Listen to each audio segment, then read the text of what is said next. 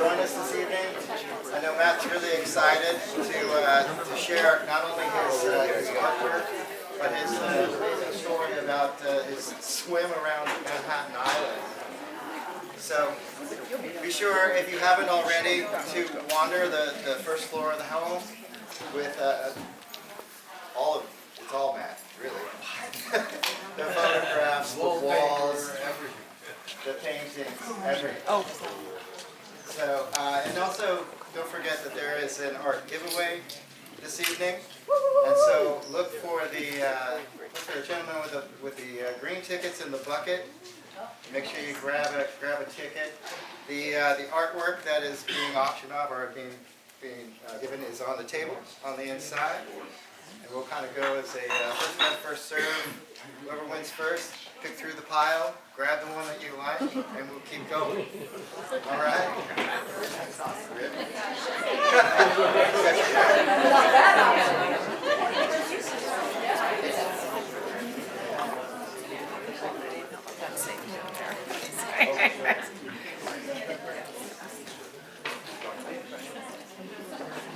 One lucky winner. Correction. There's one lucky winner. We'll take through the pile. One lucky winner. Sorry, that's an administrative error on my part. I'll get in trouble if I went further. Went further. So anyway, so again, welcome. Thank you all for coming. Without further ado.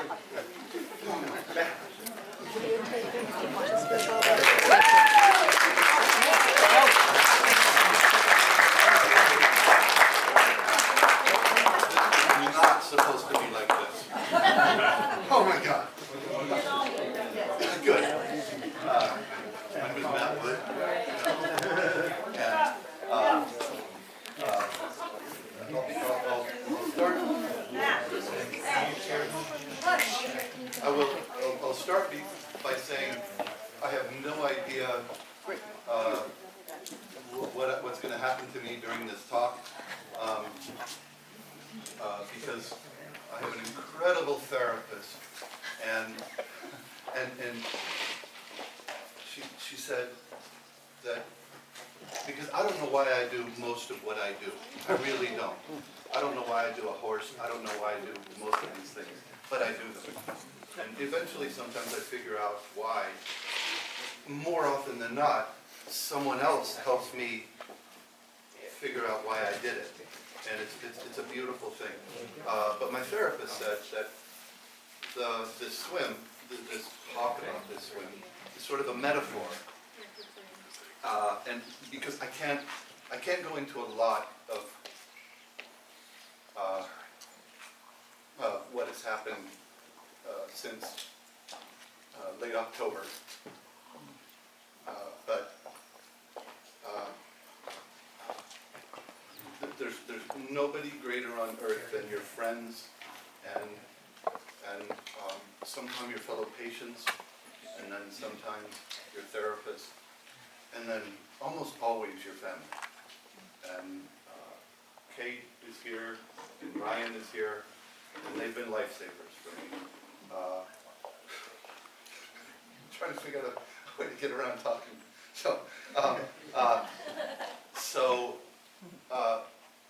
I'm gonna try to talk about this swim, and I'm gonna see if something about really why I'm talking about this swim comes out. And please feel free to interrupt me if you have questions, because I don't want this to be necessarily just me talking. It's a very interesting swim. It was horrible. Yeah, we want to hear that. Okay. So back in 1990, I was swimming for the New York Athletic Club, and athletes. I was a very good swimmer. It's one of the best 50 freestylers and 100-meter butterflyers in the world. And so, if you know the New York Athletic Club, they have a lot of athletes, Olympic athletes among their ranks, and you get a free membership to the New York Athletic Club. And it's right there. It's a perfect location. And I was broke, and I was living on Roosevelt Island. And so I would take this was before the queue line came in, so I would take the tramway, the Roosevelt Island tram, into the city, and I had to have somewhere to go. And so the New York Athletic Club is absolutely beautiful. And they have a pool, and they have everything. So a couple of my fellow swimmers, like one day, a couple of years into me being there, might have been a year, I don't know, they said, there's this swim around Manhattan. And they allow 50 people in, and okay, I don't know how to be politically correct, but I'm going to tell you what Matt Nance said. He was an Olympian. He said, every year a woman wins. So why don't we try to win this time? And I've already told you I was a 50 freestyler, and this is 28.5 miles around Manhattan. So just like everything that I do, I just decided to do it. And so we started to train. I got pretty good, but nothing compares you to swimming around New York City. So we get into the water on the late August, and wait. So when the New York Athletic Club found out that we were doing this swim, the Downtown Athletic Club, who sponsors the swim, let the New York Athletic Club know that 3 of their members were swimming, doing this swim. And so immediately my membership was revoked. And the 2 other people that I was swimming with were investment bankers on Wall Street. They could do anything. But that was my base, that was everything. But so I was out of the club, but we were committed to the race, and we started. So this was like so unbelievable. Well, because I'm not going to have time, but I want to tell you about the relay around Manhattan, which was a real nightmare. But okay, so you start the race about here, and they allow 50 swimmers into the race, and we were told the only way you can finish this race, obviously, is if you go with the currents. And so you go counterclockwise around the city. And so they let us know as the race was, maybe the night before, I don't remember now, that they said a big storm is coming down the Hudson River. So, yeah, so deal with it. But you're so oblivious to any information, it doesn't matter. So you hop in here and you start the race, and like immediately, 5 minutes into the race, I don't know if it's 5 minutes or 20 minutes, it doesn't matter, it's a 7-hour race, but it was just this cloud of these tiny little jellyfish. Oh, and you have goggles on, and the water was way too warm to be wearing a wetsuit or anything else. So you had Vaseline on here and here, but you had to go through them. And it felt like about 20 minutes of these tiny little things. They weren't stinging, but it was just really disconcerting. And you're just going, this is just the beginning of the race. What am I going to do? But I'm not a distance swimmer. I'm not one of these guys. So I had a boat captain he was a Ford trader on Wall Street. And he was, it's sort of fun to be telling you all this because he was a drunk too. And so all the boats would be, I don't know, they eventually catch up to you about here. And so this was early in the morning and the guy's already hammered. But you can't touch land, you can't touch anything. You have to, you're disqualified if you do any of that. So, but the boat captain, and with maybe 2 or 3 other people on the board, the boat carries my food, whatever I need. And so, I don't know, he caught up with me around here after the jellyfish. And I hated it. So I had a kayaker with me also. And so the boat captain was one side and the kayaker was on the other. And the kayaker was sober. So, so we're going up here, and so look at this, look at Manhattan. And so right about, now like I said, I was living on Roosevelt Island. Maybe this isn't complete, that is sort of that. So maybe I remember the Brooklyn Bridge, whichever one it is, but I don't even care which bridge it was, but it was here. And so I'm heading up here, and I get to Roosevelt Island, maybe an hour and a half into the race, and I was done. I was truly done. And I was crying, and I just said, this isn't for me. And you know what? as an aside, my sister Kate and her husband Ryan just finished an Ironman triathlon in Lake Placid.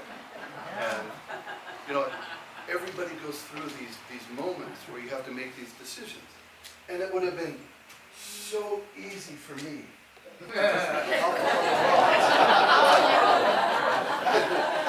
You know, we're laughing, but I wanted to do that.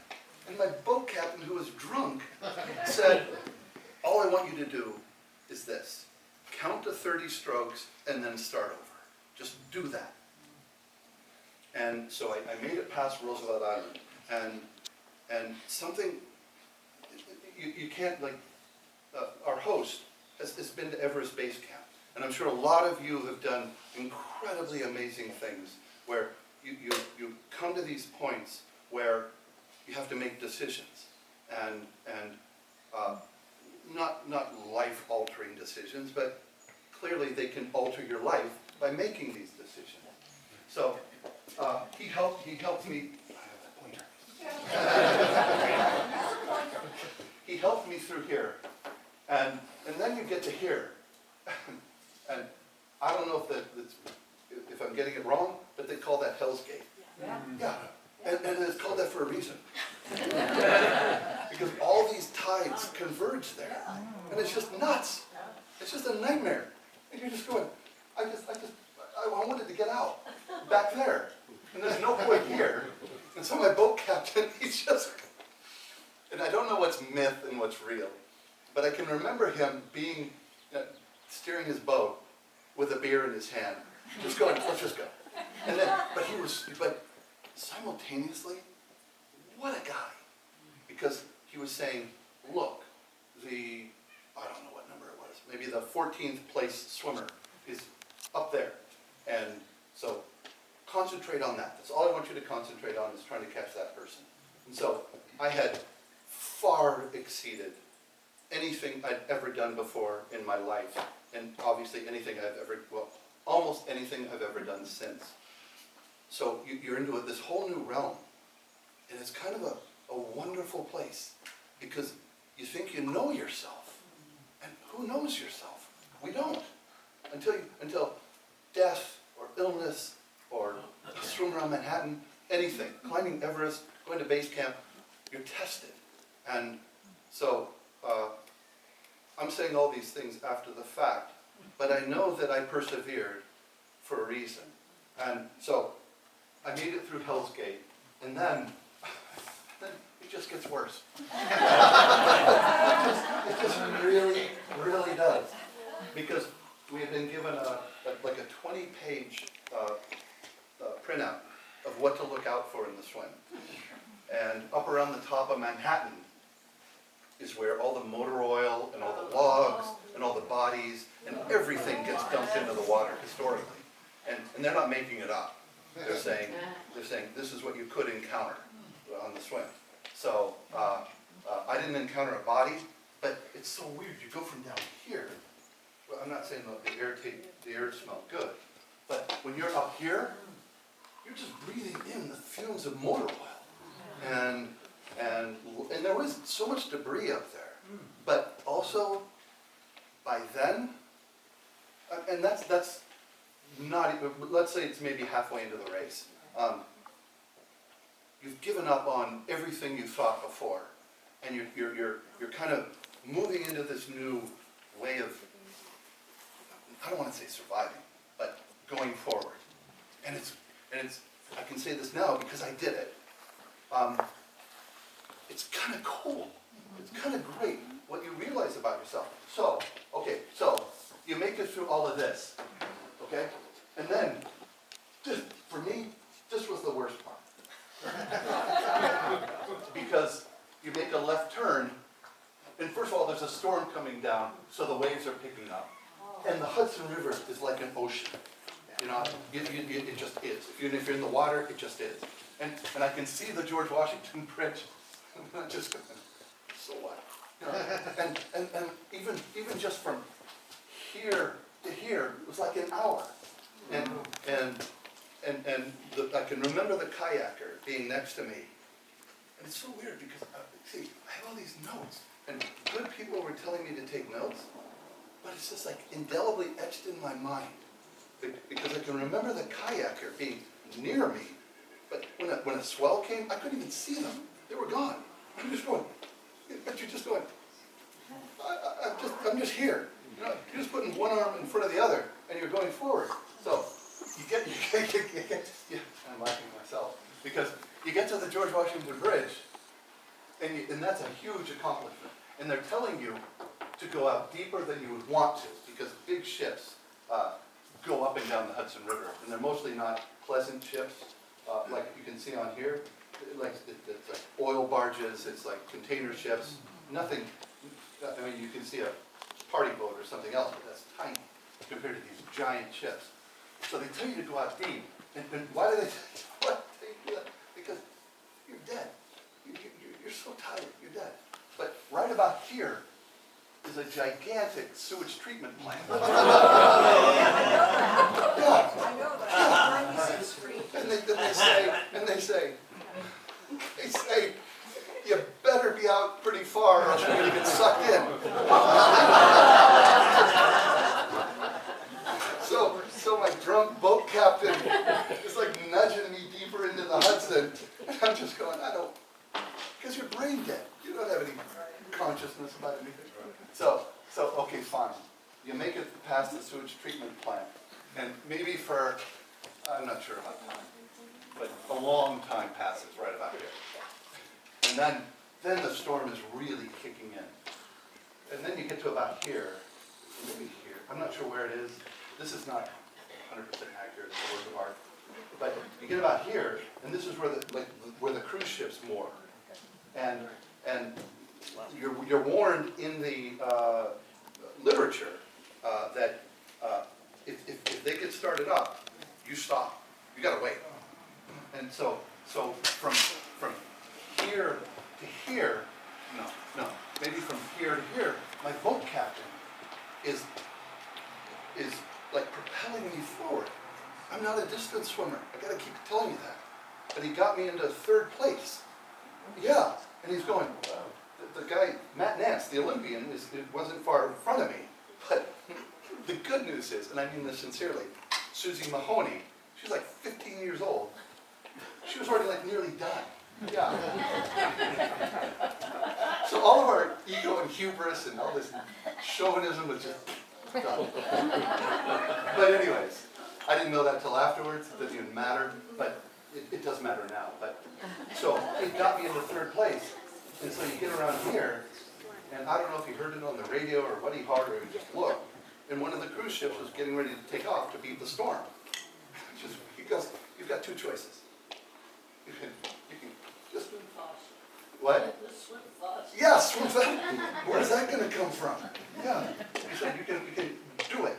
You can swim faster, or you can wait here for maybe 20 or 30 minutes. And meanwhile, all these people that you pass, yeah, you're all just going to gather together. And so I took my chances and I swam hard.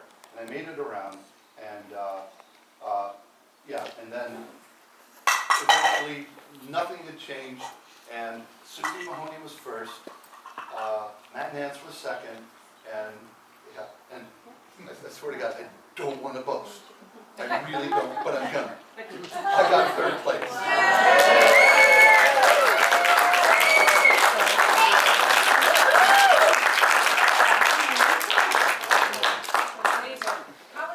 Wow. They allow 50 in. Yeah. Amazing. Did you get sick? Pardon me? Did you get sick? Well, the only thing we trained for was not to take in water. Yeah. Yeah. I can't remember what happened after. Thanks, Dawn. Pardon me? So how long does it take you? 7 hours, 8 minutes, 34 seconds. Very fast. How old were you now? I was 11.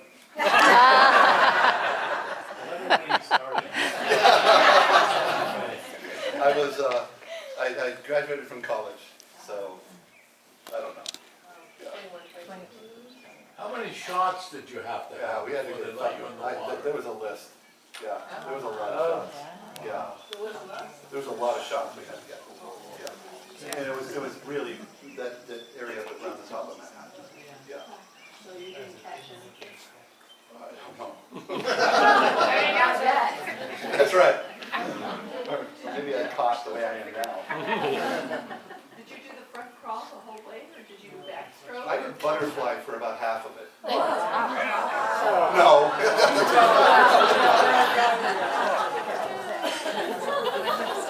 I just want to say that, yes, What was the best garbage you ran into? pardon me? What was the best garbage you ran into? A lot. No, it was probably part of a telephone pole. Yeah, yeah. Well, because everything goes in the water up there. Any tires? Maybe? I don't know. Did you eat? Details are fuzzy. What did you eat? Pardon me? What did you eat during the swim, or if Yeah. you ate And something? it was funny, I was just talking with Kate about this because, what do you call it? Hydration or whatever it is? Yeah. Fueling has changed a lot. Yes. I didn't drink any beer. But it's probably Gatorade and bananas, something like that. No. Yeah. Did you go anyplace out of your head or your body? Absolutely. You see, Brian, that was maybe the most beautiful part about it that you can't describe unless you do something like that. Yeah, I'm sure I did, because there is life and death. This was not life or death, but still there's something about, I guess I should call this sport, where you're given the opportunity to make decisions. And when I swim a 50-yard freestyle or a 100-meter butterfly, there's no time to do anything. But in something like this, there's recurring moments where, your physical self knows you shouldn't be doing this. And, yeah. So, but I would also say that related to what my therapist had said to me, there's times in the past since October when I had to do the same sorts of things. And those were life and death. Do you consider that it was a spiritual journey in addition to mental and physical? Well, I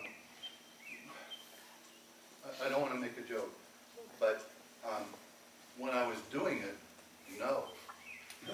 Now, yes. Yeah. Do you dream about this?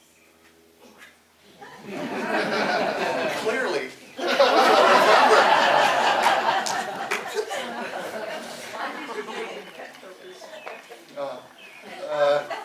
I could say because the water was radioactive, but I'm an artist. It just looks better this way. Yeah. Matt, did you say it was 28 miles? No. I said it was 28 and a half miles. I'm guessing that most of us did not drive 28 miles to get here. Well, it's funny you talk about driving. My late wife and daughter, every time we went into the city, they had to hear me say, I swam.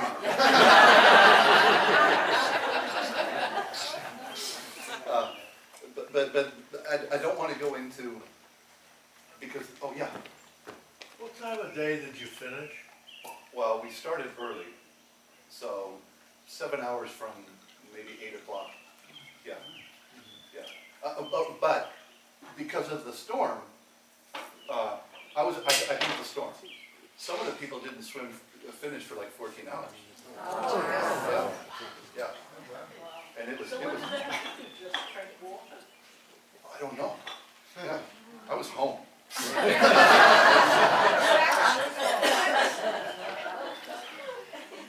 Yeah, so this 28-mile swim, and so after, because you kind of found out, like you said, you weren't a long-distance swimmer, then you found out you kind of were a long-distance swimmer.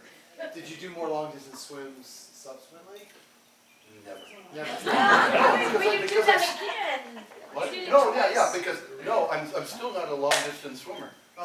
This was nuts and stupid, yeah. But But, then, but later in, because I can't remember when, if it was later that year, because the swim happened in August, or the next year, I did a relay around Manhattan okay. that was a real and true and horrible nightmare. Because we Not had, like that, which was fun. yeah, no, because we had 6 people, Yeah, and for me to finish this race was 7 hours. yeah. So, you have 6 people, each person swimming, I don't know, an hour. Yeah. You're gonna finish in 6 hours, right? Yeah. So, there's Matt Nance, an Olympian, there's me, who's really good, and there's Doug Town, who's also a very good swimmer. And then we found out later that the Downtown Athletic Club had gotten payments from 3 people to be on the relay of $20,000 apiece. Oh. Yeah. And they had no business swimming, okay? So, it's written on here that in the early swims, people were, not people, but boat captains and barges were just so upset with people being in the water. It's understandable. Yeah. So, we did this relay, and the relay started like here, okay? I don't care, noon. It should have been done by 6. Yeah. Yeah, so, I don't know who went first, maybe it was Matt Nance, and he did a rock solid hour. The next, person who could barely tread water got in, and they did 500 meters, and they got out. And then I went in, another moron got in, and the town got in. So, but what happened was, so, we get around here, and it's like, I don't know, 8 o'clock at night. Oh. And it's just, it's illegal to be out there. But everybody, there's wealth. They paid everything to make sure we could do this swim. Yeah. And so anyway, so we get around here, so what, we pass that. But we get around here, and this has changed a lot. But there were all these abandoned docks, just pilings. And just these people are so drunk. And they were just throwing anything they could at us. Because we had a pilot boat that was pretty big, and they were drunk. And so, I don't know who was in the water. I don't think it was me. So anyway, we come around the bottom of Manhattan, and Matt and Doug and I are just beside ourselves. But we're stuck on the boat.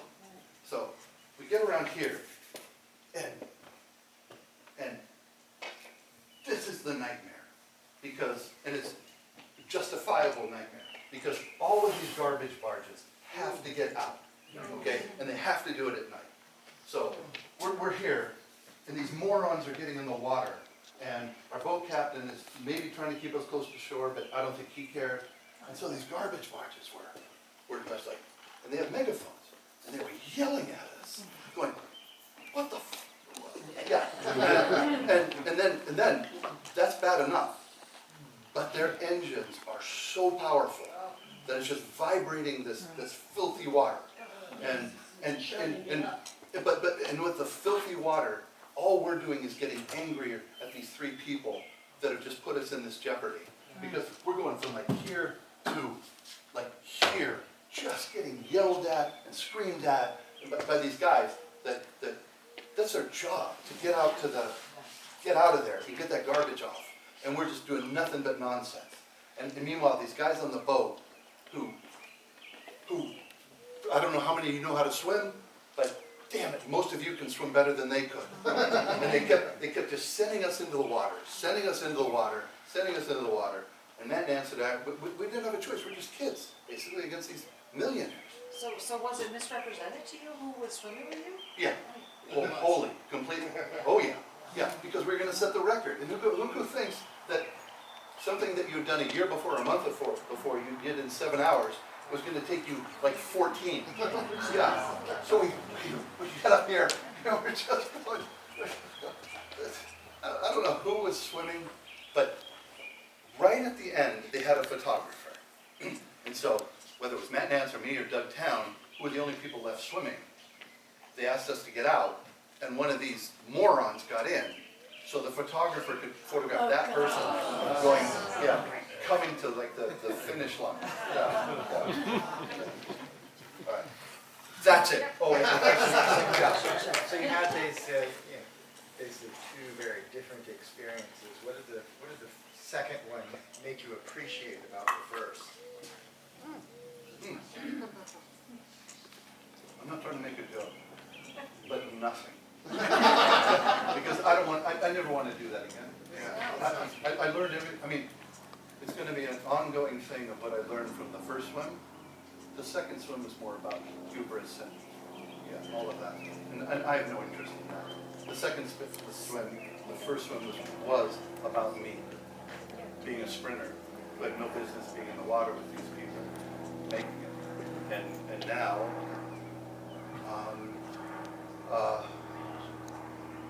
living through what's happened since October, weirdly understanding that some of what I experienced there is relevant to a lot of things in life. Persevering is everything. Yeah, yeah, And a marathon, not a sprint. yeah. Wasn't that right? Can I just ask a quick? No. No, you were gonna say something. So I've gone on Vision Fast, and they usually do them in cycles of 4. So you've done 2, would you do a third? Or a fourth? You're talking about the swim? Yes. No. Have you done this, have you done it metaphysically, have you done it spiritually? Are you on your third swim now? Well, you know something? That is the most beautiful question. Because my late wife and daughter were uber religious.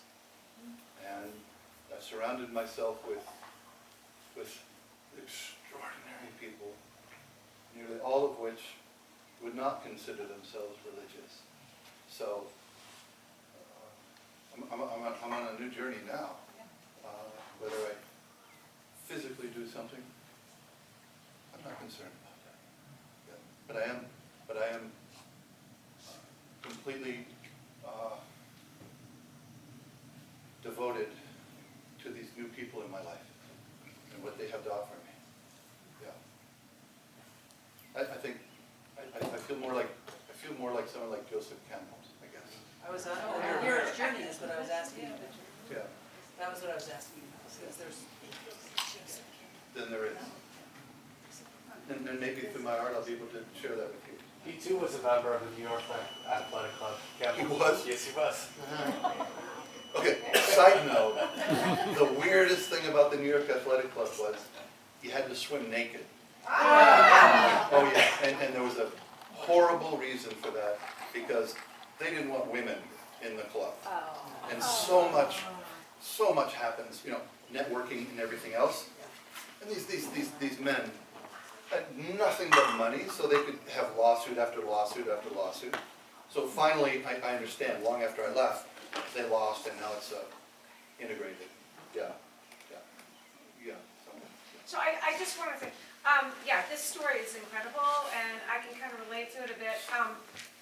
But regarding your painting, what's the technical? Is that charcoal? Like what's? Tell me about the actual painting. Yeah, it's charcoal. And I didn't want to. Oh yeah. Well, let's see. About 20 years ago, I did a painting of Manhattan, and I decided to do it and take exactly the amount of time it took me to do the swim. No, are you joking? Oh no. It came out. I liked it too. This one I wasn't so concerned with that. I was more concerned with, like with everything you see, I get to use my art to. And I wish everybody had this, to get out just some of what I'm going through. Because you can share a lot with your friends and those people that are dear to you, but you shouldn't dump all of that on anyone. So this just became, and I like, see, I do it on something hard, so I can just do it. Yeah. So it's charcoal, and then you put like fixative on top of it. Some of it. It's Ask Ryan. Yeah. No, it's all over my hands. Eventually, it will be fixed. And yes, the water was artistic, not editorial.